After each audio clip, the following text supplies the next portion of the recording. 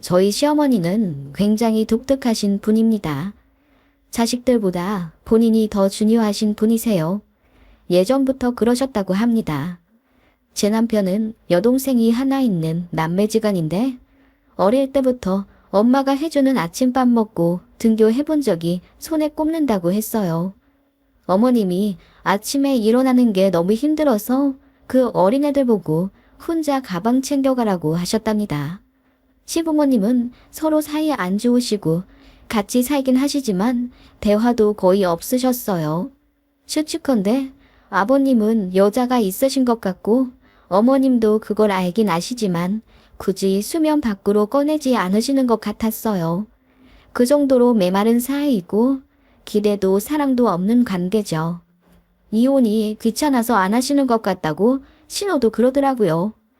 아무튼 어머님은 자기 자신이 가장 중요하신 분이라 그런지 결혼식 때 훈주 한복을 본인 얼굴 톤에 잘 어울리는 주황이나 분홍으로 하고 싶다고 우기셔서 굉장히 당황했었어요. 저는 15년 전에 결혼했는데요. 그때도 이미 세상이 많이 바뀌어 있던 터라 굳이 훈주 한복에 큰 의미를 두지 않는 예식도 있긴 했어요. 그래서 그냥 어머님 하고 싶은 대로 하시라 냅뒀더니 정말 주한 계열로 맞추셨더라고요. 그날 하객분들 중에 나이 지긋하신 분들은 저희 시어머니 한복색을 보며 혀를 끌끌 차셨다더군요. 아무리 그래도 전통대로 해야 모양새가 괜찮은데 저희 시어머니 한복색으로 자존심 세우는 걸 보니 며느리 될 사람 불쌍하다면서 화장실에서 수군대셨나 봐요. 그걸 저희 친정 식구들 중에 가까운 친척이 들었고 저희 친정 어머니 귀에도 들어가서 많이 속상해 하셨어요. 그런데 예상외로 정말 그때만 딱 자기 고집 부리시고 저희 사는 곳에는 관심이 정말 없으시더라고요. 그래서 예물예당 같은 걸로 트러블도 거의 없었고 신혼집 정하는 것에도 간섭을 아예 안 하셨어요. 그럴 만도 한 게 시댁에서 지원을 하나도 받지 않았거든요. 물론 돈 안 주면 말도 하지 말아야 한다는 건 아니지만 제 친정에서 5천 해주신 거 아시고도 아무 말 없으시더라고요. 시댁 사정이 그리 여유롭지 않으니 저도 깊게 수긍했습니다. 시부모님 민망하실까봐 저도 그 얘기 더 꺼내지도 않았고요. 그렇게 결혼 생활했고 아이도 둘 낳아 키우는 동안 시어머니와 큰 마찰은 없었어요. 차로 2시간 정도 거리에 떨어져 살기도 했고 어머님도 본인 취미며 사람들 만나는 것에 바빠 저희한테 관심이 없으셨거든요. 문제는 어머님이 이혼하시고 난 이후부터였습니다. 처음엔 별거를 하시겠다고 하시더니 나중에 자식들 모두 불러 앉히고는 이혼하겠다 선언하셨어요. 그런데 아버님이 돈 욕심을 내시며 집도 차도 재산도 전부 가져갔고 어머님은 한 푼도 안 주시겠다고 하셔서 법정 싸움을 하게 되었네요. 남편과 신우는 어머님 편을 들었고요. 그 결과 아버님은 저희에게 큰 실망을 했다고 하셨고 연을 끊고 살겠다며 전화번호도 바꾸고 아예 먼 지방으로 이사가서 연락도 않고 살게 되었어요. 그게 저희 둘째가 유치원 다닐 때 일이었습니다. 아버님은 매일같이 저와 남편에게 전화로 욕설을 퍼부으셨고 어머님은 어머님대로 속상하다며 매일 저에게 전화해 대성통곡하시는 거 맞춰드리느라 너무 힘들었어요. 결국 어머님은 위자료로 2천만 원 갖게 되셨고 연금 반 나누기로 하셨네요. 반 나누어봤자 100만 원 극초반대라 어머님은 자식들 도움이 없으면 생계를 유지하기 힘드셨어요. 게다가 집도 없어서 월세 계약하셨거든요. 일은 따로 안 하셨고요. 그래서 시부모님 이혼하신 이후로 저희랑 신은혜가 한 달에 30만 원씩 모아 어머님 드립니다. 돈도 돈이지만 다른 문제 때문에 어머님이 힘들어지게 되었어요. 안 그러던 어머님이 자식들, 특히 제 남편에게 집착을 하시더군요. 이혼한 게 컴플렉스가 되어서인지 사람들과 연락도 끊고 거의 집거하시더라고요. 돈도 없고 집도 없고 모두에게 버림받았다고 생각해서인지 눈물도 많아지시고 저희를 그렇게 자주 찾으셨어요. 그래서 결국 저희 사는 지역으로 이사를 오셨고요. 처음엔 합가하고 싶다고 은근히 본심 내비치시는 걸 제가 매몰차게 거절했습니다. 당시 애들 초등학생이라 손도 많이 가는데 제가 어머님까지 모시고 살 자신이 없었어요. 애들이 어려서 손이 많이 필요한 나이면 몰라요. 이제야 애들 스스로 세수하고 밥도 혼자 떠먹어 편해졌고 저도 작은 애만 조금 더 키우고 나가 일하려고 했거든요. 그런데 집에 시어머니까지 계시면 저는 정말 못 살 것 같았어요. 그래서 어머님, 가까운 데 사시면 자주 뵈러는 가도 같이는 못 살아요. 애들도 너무 어리고요. 제 입장도 이해해 주세요. 라고 했더니 어머님이 민망해는 하시면서도 알겠다 하셨어요. 그런데 그때부터 본격적인 시집살이가 시작되었습니다. 어머님은 제가 합가 거절하는 게 너무너무 괘씸해 죽겠던 거죠. 신우한테 전화해서 며느리가 자길 싫어한다. 뒤치다거리 싫으니 합가 생각은 꿈에도 말라 했다. 이상한 말을 지어내서 신우가 저를 오해하게 만들었더라고요. 신우랑 그전에는 사이가 그렇게 좋지도 나쁘지도 않았습니다. 그런데 어머님의 이간질로 신우가 저에게 며느리가 돼가지고 불쌍한 시어머니한테 정없이 굴지 말라 라고 한 소리 하는 바람에 사이가 급격히 나빠졌습니다. 참고로 어머님은 이혼하신 이후로 명절을 저희 집에서 보내고 싶어 하셔서 제가 요리하고 밥상 차리고 다 했습니다. 그런데 신우가 저 보기 싫다며 명절에도 안 오더라고요. 어머님은 자신이 손님이라고 하면서 설거지 하나 하지 않으셨어요. 당연히 명절 장보라고 돈을 주신다거나 잘 먹었다고 아이들 용돈을 주신다든지 옷을 사주신다든지 배품은 하지 않으셨지요. 가까이 살게 되면서 저희 살림살이는 어머님과 공통의 것이 되어갔고 어머님은 제가 전업이라 만만하셨던 건지 툭하면 불러대어 온갖 잠심부름을 시키기 시작하셨어요. 그리고 툭하면 저희 집 오셔서는 이것저것 뒤지시더라고요. 못 보던 옷이라도 나오면 너 이 옷 새로 샀냐? 네 시애미는 돈 없어서 옷도 한 장 못 산 지 지금 반년이 넘어가는데 너는 어떻게 옷을 새로 살 생각을 해? 라며 화를 내셨어요. 아이들 방도 구조까지 다 외워두시고는 못 보던 작은 책장이라도 보이면 이거 새로 산 거야? 책은 도서관에서 보면 되지. 돈 아깝게 뭐하러 자꾸 애들 책을 사주고 그래. 그 책 살 돈 있으면 나를 좀 주지 그러니. 라며 잔소리를 하셨지요. 그리고 제가 시간이 많으니 낮에는 본인과 놀아달라며 드라이브 시켜달라, 교회 카페 데려가달라 조르셨습니다. 자식들에게는 관심이 없는 줄만 알았던 쿨한 어머님이셨는데 그게 아니었던 겁니다. 그전에는 사람들도 만나고 취미도 있으셨기에 자기 자신이 우선이었던 거고 이사와 관심 둘만한 게 마땅치도 않고 이혼 이후라 마음이 허전했던 어머님은 그렇게 돌변하셨지요. 그래서 제 결혼 생활도 지옥으로 변해갔습니다. 전업이라 더 저를 괴롭히나 싶어 취직도 해보았어요. 둘째가 아직 어려 마음이 안 놓이긴 했지만 저도 어머님 때문에 스트레스 많이 받아 탈모까지 오니 어떻게든 벗어나 봐야겠다 싶더라고요. 남편도 어머님께 뭐라 화도 내고 설득도 해봤지만 잘 안 됐어요. 어머님은 며느리나 아들이나 똑같이 무시하셨지요.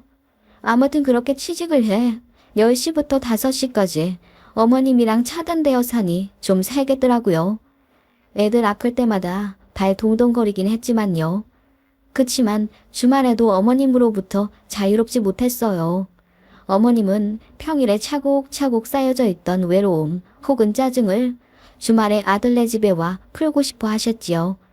어머님께 화를 안 내봤냐고요? 당연히 적당히 좀 모시면 안 되냐. 나도 힘들다. 하소연도 해봤지요. 어머님이랑 거리도 두고 선도 긋고 싶어서 오만 방법도 다 써봤습니다. 전화 오면 안 받기, 집 비밀번호 바꾸기, 어머님 오셨을 때 없는 척하고 문 안 열어드리기, 등의 방법도 써봤어요.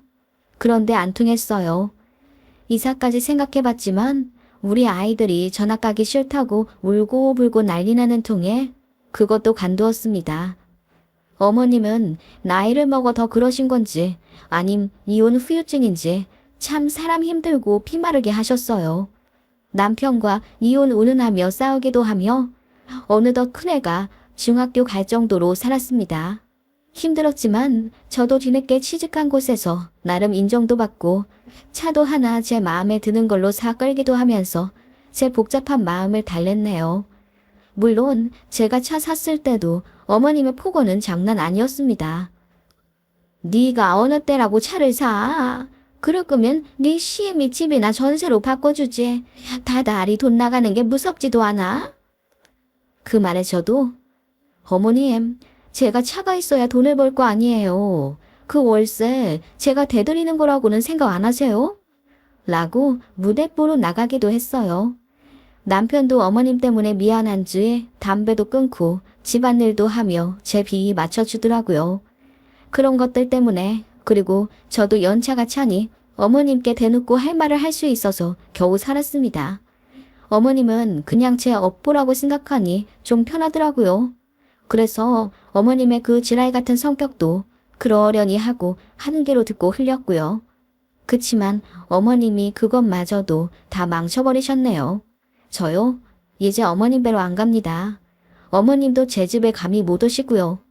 작은 애 고등학교만 졸업하면 바로 이사 가려고 남편과 계획도 짜놓았어요. 어머님과 멀어지기 위해서요. 이유는 어머님과 정말 잊지 못할 한 사건이 있었기 때문입니다.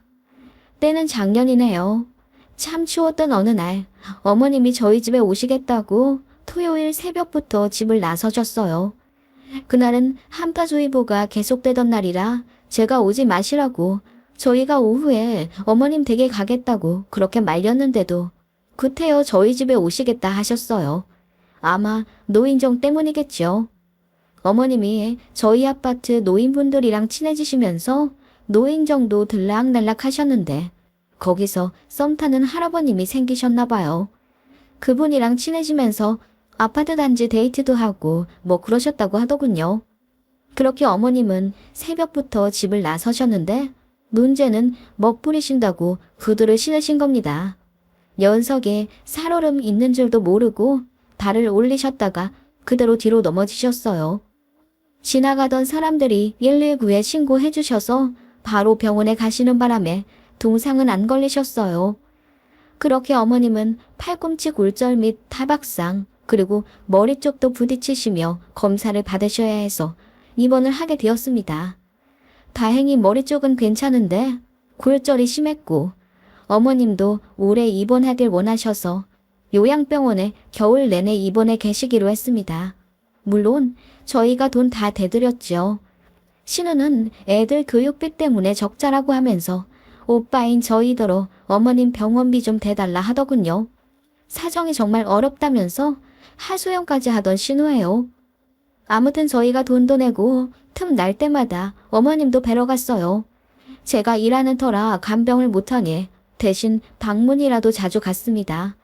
그런데 어머님은 그조차 마음에 안 드셨나 봐요. 며느리가 버젓이 근처에 있는데 간병인을 쓰는 게 너무 창피하다면서 저더러 잠깐 회사에 장기 휴직을 내던지 아님 관두던지 하는 건 어떻냐는 거예요. 어이가 없어서 어머님 간병 때문에 일을 관두라고요? 돈 나갈 때가 당장 천지인데 저라도 안 벌면 어떻게 해요? 라고 저도 언성을 높였더니 더 이상 그 말씀은 안 하시는데 저한테 삐지신 것 같더라고요. 정작 아들한테는 아무 말씀 안 하시면서 며느리는 만만한지 맨날 저한테 전화해서는 다리도 아프다, 머리도 아프다 호소하시고 제가 병원 방문하면 그렇게 저를 붙잡고 오세요. 남편이 가면 전혀 안 그러신다고 하더군요. 아무튼 그러다가 저는 회사 워크숍에 잡혀서 주말에 강화도에 가게 되었어요. 안 가고 빼려고 했는데 회사 동료 언니들과 마지막이기도 해서 큰맘 먹고 주말에 강화도에 가게 되었습니다. 어머님은 거의 다 나으셨기도 해서 안 그래도 퇴원을 하려던 참이었거든요. 애들 아빠가 알아서 한다며 저를 등더미로 보냈기에 저도 어머님 걱정 안 하고 잘 다녀올 수 있었습니다.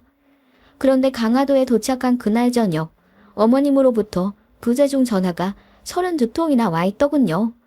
놀라서 받으니 어머님이 소리를 치시며 너 강화도에 놀러 갔다며? 아범한테 들었다. 자고 올 거냐? 늦어도 오늘 밤에는 꼭 와라. 라며 화를 내고 끊으시더라고요. 어이가 없었고 또 저도 마침 한잔 한 이후라 바로 잊었어요. 그렇게 워크숍을 끝내고 다음 날인 일요일 점심 지나 집에 오게 되었습니다. 어머님 계신 병원에 가보려고 하니 남편이 말리는 거예요. 퇴원이 일주일 미뤄졌고 본인이 알아서 하겠다며 저더러 신경 쓰지 말라고 하는데 느낌이 좀 이상했어요. 그래서 계속 캐물으니 남편이 하는 말이 놀랍더군요. 제가 아픈 시어머니 두고 회사 사람들이랑 놀러 갔다고 어머님이 병원에서 난리를 치셨다는 거예요. 어이가 없었어요. 남편이 저에게 한동안 어머님 뵈러 가지 않는 게 좋겠다며 저더러 신경 쓰지 말라고 하더군요. 알겠다고 했어요. 제가 어머님 마음을 달래드릴 이유는 없으니까요. 그렇게 남편이 알아서 어머님 퇴원 수속까지 해드리고 집에 모셔다 드렸지만 저는 가지 않았습니다. 어머님이 화가 단단히 나셨대요. 그래서 남편이 절대적으로 서로 안 만나게 했습니다. 그런데 신호가 전화를 하더군요. 자기 엄마 퇴원하고 한 달이 지났는데도 뵈러 안 간 게 사실이냐며 따지더라고요. 그래서 가려고 해도 애들 아빠가 못 가게 해서 못 가는 거다. 어머님이 화가 엄청 나셔서 서로 마주치면 상황이 더 안 좋다더라 했더니 신호가 피식 웃으며 오히려 언니는 좋겠네요. 귀찮은 시어머니 남편 핑계대고 안 봐도 돼서 하고 끊더군요. 그 말에 더 열불이 났어요. 그렇게 시댁에 영영 가고 싶지 않았는데 어머님이 부동산 관련 일이 터져서 난리가 났어요. 신호 남편도 부동산 쪽으로 잘 알기도 하고 저도 어머님 집 보증금에 돈이 묶여있는 터라 모른 척 할 수가 없어 시댁에 가게 되었어요. 그렇게 어머님 퇴원 후에 모두가 마주치게 된 겁니다. 어머님 댁에 들어서며 어머님 저희 왔어요 라고 했는데 벼랑간 눈앞에 별이 반짝하더군요. 얼얼한 뺨을 어루만지며 정신을 차리자 어머님이 씩씩거리며 제 뺨을 치신 걸 알게 되었습니다. 어머님 이게 뭐 하시는 거예요? 몰라 묻냐. 아픈 시애미네 팽개치고 회사 사람들이랑 시시덕거리며 놀러 갔다 오니 좋더냐. 내가 자고 오지 말라고 했지. 어디 시애미 말을 개똥으로 듣고 누시를 해. 시애미가 병원에 입원해 있으면 자중해야 할 것 아냐? 그리고 퇴원을 한 게 언젠데 여태 안 오다니. 어머님은 한동안 흥분을 가라앉지 못하시고 입에 침을 튀겨가며 제가 잘못했다 설교를 하셨습니다. 저는 어이도 없고 분통이 터져 눈물이 나오더군요. 어머님, 제가 뭘 그리 잘못했나요? 그간 어머님 생활비며 이번에 병원비도 저희가 다 대드렸어요. 그거 아들 혼자 낸 것 같으세요? 저 아니었으면 시댁에 들어가는 돈 절대 커버 못 쳤어요. 그렇게 열심히 살면서 다닌 회사 사람들끼리 하루 간 거예요. 이 사람은 어머님 입원해 있을 때도 회식이며 뭐며 할 건 다 했어요. 저는 안 돼요. 제가 뭘 그리 잘못했다고 뺨까지 때리시는 건데요. 제가 그렇게 소리치며 따져 물으니 어머님이 혀를 끌끌 차시더군요. 뒤늦게 남편이 알고 길길이 날뛰며 화를 냈고 한순간에 어머님 집은 초토화되었습니다. 그때 신혼에도 마침 도착을 했어요. 심상치 않은 상황에 놀라더니 자초지종 듣고는 지 엄마 편 들더라고요. 하긴 엄마는 아파서 입원해 있는데 며느리가 여행 가면 좀 서운하긴 하시겠죠. 언니가 너무한 건 맞지 않아요? 그 말에 저는 푸하하 웃어버렸습니다. 이보세요 아가씨. 아가씨는 아픈 엄마 두고 놀러 다닌 거 안 미안해요. 나야 우리 엄마 아니지만 아가씨한테는 엄마잖아요. 누가 더 나쁜 년이죠? 제 말이 끝나자 신호 동공이 흔들리더니 무슨 말 하냐 묻더군요. 제가 스마트폰을 들어 신호 카톡 프로필 사진을 떡하니 보여줬습니다. 이거 저 강화도 간 지난주잖아요. 아가씨도 지난주에 강릉 갔으면서 왜 모른 척 시침했대요. 그러자 신우가 그거 엄마 아프기 전에 놀러 간 거거든요. 라고 하더군요. 그 말에 제가 소리를 질렀죠. 웃기지 마. 이거 강릉 행사 지난주부터 열린 거잖아. 안 그래도 내가 다 찾아봤거든. 속이려면 제대로 하지 그랬어. 머리가 나빠서 그게 안 되니. 그러자 어머님이 입을 떡 벌리며 놀라시군. 신우는 얼굴이 새빨개져서는 아니 나는 그냥 당행치기로 잠깐 머리 식히러 다녀온 거예요. 그리고 왜 반말해요? 너 뭔데 나한테 반말 찍찍이야. 옳게 주제에. 라며 저에게 달려들더군요. 저는 그 순간 참지 못하고 신호의 싸대기를 풀스윙으로 날려버렸습니다. 나가 떨어질 정도로요. 어머님이 어이쿠야 소리를 치며 신호에게 달려가더군요. 그리고는 저더러 무슨 짓이냐며 호통치길래 제가 어머님, 아픈 어머님 두고 놀러 가는 건 맞을 짓이잖아요. 그래서 제가 똑같이 아가씨한테 해줬어요. 저 잘했죠? 어머님 자식만 귀한 거 아니잖아요. 저도 귀한 남의 집 자식이에요. 라며 무표정으로 얘기했더니 어머님이 아무 말 못하시더군요. 신우도 씩씩거리기만 할 뿐 조용히 있더라고요. 그 앞에 대고 돈 없다고 하길래 어머님 병원비도 우리가 다 냈는데 넌 그 돈으로 여행 갔냐 따져 물으니 고개 숙이더군요. 그렇게 살지 말라고 삿대질하며 소리쳤습니다. 속 시원하더라고요. 그 난리통에 급하게 자리는 정리됐습니다. 저는 남편과 돌아오는 차 안에서 나는 어머님께 대든 것, 아가씨 때린 것 전부 하나도 안 미안하니 억울하면 이혼하자고 했더니 남편이 아니라며 저 잘했다고 하더군요. 그리고는 미안하다며 핸들 잡고 펑펑 울더라고요. 몇 년 동안 남편도 어머님한테 질릴 대로 질리고 시달릴 대로 시달렸는데 이번에 펑 터져버린 거죠. 저한테 미안하기도 했지만 본인도 스트레스 받아 모른 척한 부분도 있다며 인정했습니다. 그리고 이제는 브레이크를 잡아야 되겠다며 저더러 시댁일에 신경 쓰지 말라더군요. 본인도 어머님이랑 거리 둘 것이라 하길래 흔쾌히 그러라 했습니다. 그렇게 남편이 다 정리했어요. 며느리는 이제 어머님 보러 안 올 거니 연락도 하지 말고 찾아오지도 말라고 했답니다. 그랬더니 어머님이 대성통곡하셨다더군요.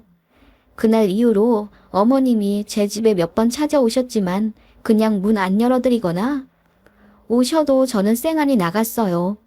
그랬더니 더는 집에 안 오시더라고요.